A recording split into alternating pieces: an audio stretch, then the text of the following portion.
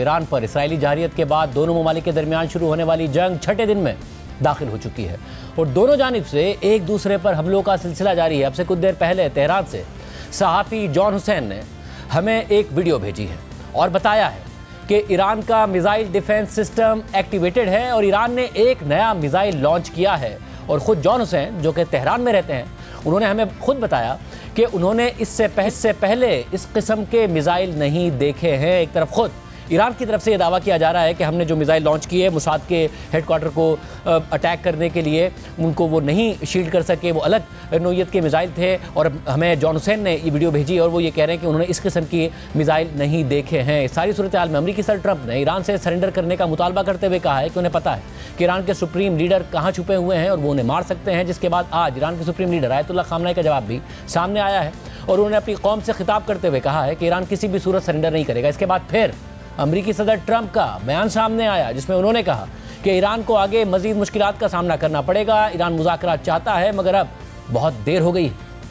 Iran's got a lot of trouble and they want to negotiate. And I said, why didn't you negotiate with me before? Why didn't you negotiate with me 2 weeks ago? You could have done fine. You would have had a country. You know, everyone thought it was going to be the reverse. I didn't think so. Last minute they said, no, we're not going to do that. And they got hit. Remember 60 days? And then came the 60. 61 is going to become a very famous number. That was one hell of a hit, that first hit. Not sustainable. It ended on the first night. Have the Iranians reached out to you? Yes. And what did they say? I said it's very late. There's a big difference between now and a week ago. They've suggested that they come to the White House. They suggested, because I can't go now because of what's going on. I had to come back early from the G7. I don't know how much longer it's going to go on. I mean, they're totally defenseless. They have no air defense. We've totally captured the air. Unconditional surrender. That means I've had it. Okay, I've had it. I give up. No more. Then we go blow up all the nuclear stuff that's all over the place there. Now they're not bullies anymore, but we'll see what happens. Look, nothing's finished until it's finished. You know, war is very complex. A lot of bad things can happen. The next week is going to be very big, maybe less than a week. یہ reports بھی سامنے آ رہی ہیں کہ امریکہ اسرائیل کی مدد کے لیے باقاعدہ طور پر جنگ میں کود سکتا ہے، جبکہ یہ رپورٹس بھی ہیں کہ 6 دن کی مسلسل بمباری کے بعد ایران اور اسرائیل دونوں کے پاس اسلحے کا ذخیرہ کم ہوتا جا رہا ہے۔ اس ساری صورتحال میں ایران کی وزارت دفاع نے دعویٰ کر دیا ہے کہ گزشتہ رات انہوں نے اسرائیل کی انٹیلیجنس ایجنسی موساد کے دفتر کو نشانہ بنانے کے لیے نیا انڈیٹیکٹیبل میزائل استعمال کیا ہے اور اسرائیلی دفاعی نظام ایران کے میزائل حملوں کے آگے بے بس نظر آ رہا ہے۔ اسرائیل کے خلاف تازہ حملوں میں فتح 1 ہائپرسونک میزائلوں کا استعمال کیا گیا ہے، جبکہ ایرانی میڈیا یہ رپورٹ کر رہا ہے کہ ایران نے ایک اسرائیلی ڈرون مار گرایا ہے، اور اس حوالے سے ایرانی میڈیا پر ایک ویڈیو بھی چل رہی ہے جو اس وقت آپ اپنی اسکرین پر دیکھ سکتے ہیں۔ آج اسرائیل نے بھی تہران سمیت ایران کے مختلف علاقوں میں فضائی حملے کیے ہیں۔ رپورٹس کے مطابق تہران کی امام حسین یونیورسٹی اور سرکاری ریڈیو کی عمارت کے قریب اسرائیلی حملے ہوئے ہیں، جبکہ الجزیرہ کے مطابق انہیں اطلاعات موصول ہوئی ہیں کہ ایرانی شہر کرج میں واقع پیام ایئرپورٹ کے قریب دھماکے ہوئے ہیں اور یہ ایئرپورٹ اس سے پہلے بھی اسرائیلی حملوں کا نشانہ بن چکا ہے۔ اس کے علاوہ تہران کے مشرقی حصے سے بھی دھماکوں کی آوازیں سنی گئی ہیں۔ ایرانی حکومت کے ایک ترجمان نے اس بات کی بھی تصدیق کی ہے کہ ایران کے کم از کم 2 بینکس پر سائبر حملے ہوئے ہیں۔ ایرانی حکومت کے ترجمان کے مطابق سائبر انفراسٹرکچر کو مزید نقصان سے بچانے کے لیے عارضی طور پر انٹرنیٹ پابندیاں نافذ کر دی گئی ہیں، جبکہ اسرائیلی فوج کے مطابق آج اس کی فضائیہ نے میزائل اسٹرکچرز اور ایرانی فوجی اہلکاروں سمیت تقریباً 40 اہداف کو نشانہ بنایا ہے۔ اسی طرح اسرائیلی وزیر دفاع اسرائیل کارز نے دعویٰ کیا ہے کہ اسرائیلی لڑاکا طیاروں نے ایران کے داخلی سیکیورٹی ہیڈ کوارٹر کو تباہ کر دیا ہے۔ اس سے پہلے اسرائیلی چینل 12 نے رپورٹ کیا تھا کہ اسرائیلی فضائیہ تہران کے آس پاس عسکری اہداف پر حملے کر رہی ہے۔ اس ساری صورتحال میں اسرائیل کا اہم اتحادی امریکہ کھل کر اس کی حمایت کر رہا ہے اور امریکی میڈیا یہ رپورٹ کر رہا ہے کہ امریکہ اسرائیل کے حملوں میں مدد دینے کی تیاریاں کر رہا ہے، اور ٹرمپ نے بھی اس حوالے سے کوئی باضابطہ تردید کرنے کے بجائے انتہائی غیر معمولی رویہ اختیار کیا ہوا ہے۔ پہلے وہ کینیڈا میں ہونے والے G7 اجلاس سے جلدی میں نکل آئے، پھر راستے میں صحافیوں کو بتایا کہ وہ جنگ بندی کے بجائے اس معاملے کا مکمل خاتمہ چاہتے ہیں۔ پھر انہوں نے وائٹ ہاؤس کے سچویشن روم میں امریکہ کی قومی سلامتی کمیٹی کے ایک ہنگامی اجلاس کی صدارت کی، اور اس کے بعد یہ خبر سامنے آئی کہ ٹرمپ کی اسرائیلی وزیر اعظم نیتن یاہو سے ایک طویل ٹیلی فونک گفتگو ہوئی ہے۔ اسی دوران ٹرمپ نے اپنے سوشل میڈیا پر ایران سے انکنڈیشنل سرنڈر کرنے کا مطالبہ کر دیا اور ساتھ ہی یہ بھی کہہ دیا کہ وہ جانتے ہیں کہ ایران کے سپریم لیڈر آیت اللہ خامنہ ای اس وقت کہاں چھپے ہوئے ہیں، مگر وہ انہیں فی الحال نہیں ماریں گے۔ امریکہ کے اقدامات اور صدر ٹرمپ کے غیر معمولی بیانات کے بعد اب ایران کے سپریم لیڈر کا جواب بھی سامنے آ گیا ہے۔ پہلے یہ خبر آئی کہ ایرانی سپریم لیڈر آیت اللہ خامنائی نے آج قوم سے خطاب کرنا ہے، اور پھر ایران کی سرکاری ٹی وی پر ان سے منسوب بیان پڑھ کر سنایا گیا، جس کے بعد ان social media platform X پر بھی شیئر کر دی گئی، جس کے مطابق امریکی صدر ہمیں دھمکیاں دے رہا ہے۔ اپنی بے سروپا باتوں کے ذریعے وہ ایرانی قوم سے مطالبہ کرتا ہے کہ ان کے سامنے سرنڈر کر دیں۔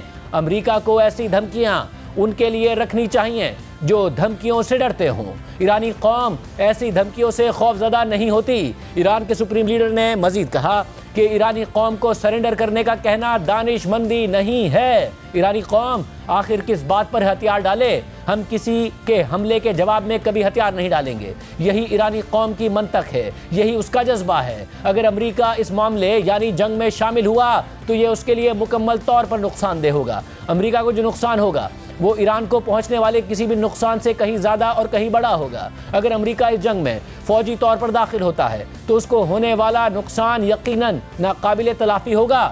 صہیونی حکومت کا ہماری سرزمین پر حملہ اس وقت ہوا جب ایرانی حکام امریکہ کے ساتھ انڈائریکٹ مذاکرات میں مصروف تھے، اور ایران کی طرف سے کسی فوجی کارروائی کا کوئی اندیا بھی نہیں دیا گیا تھا۔ ایرانی سپریم لیڈر کے بیان کے مطابق پہلے بھی شبہ تھا کہ اس شرانگیز کارروائی میں امریکہ ملوث ہے، لیکن حالیہ بیانات کے بعد یہ شبہ روز بروز مزید گہرا ہوتا جا رہا ہے۔ ایرانی قوم کسی بھی مسلط کردہ جنگ کے خلاف ہمیشہ کی طرح مضبوطی سے کھڑی رہے گی۔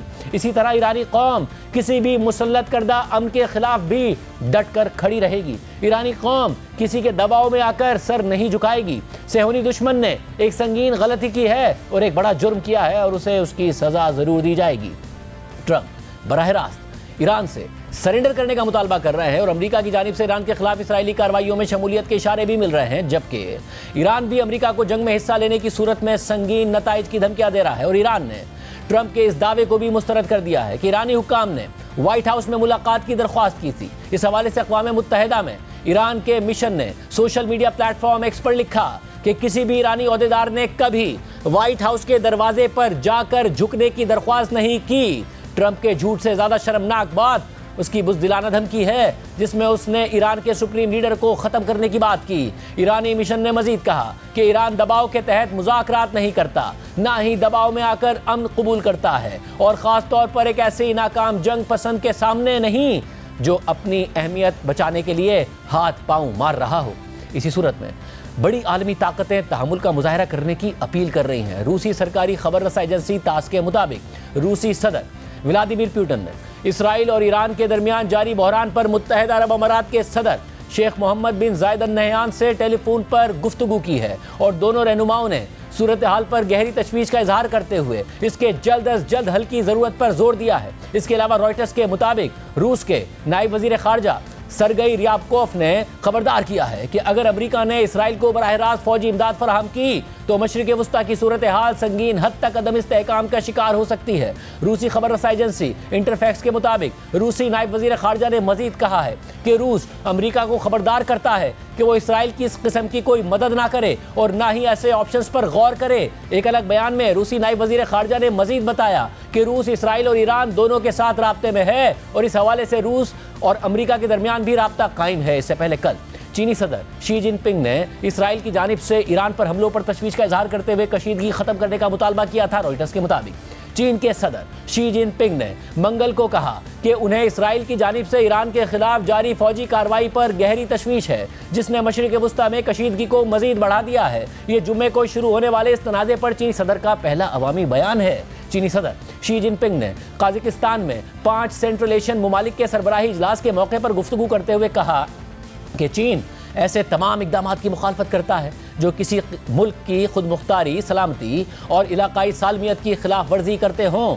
چین کے سرکاری نشریاتی ادارے CCTV کے مطابق صدر شی جن پنگ نے مزید کہا کہ تمام فریقین کو چاہیے کہ وہ فوری طور پر کشیدگی کم کرنے کے لیے کام کریں اور صورتحال کو مزید بگڑنے سے روکیں۔ چین مشرق وسطیٰ میں امن و استحکام کی بحالی کے لیے تعمیری کردار ادا کرنے کے لیے تیار ہے۔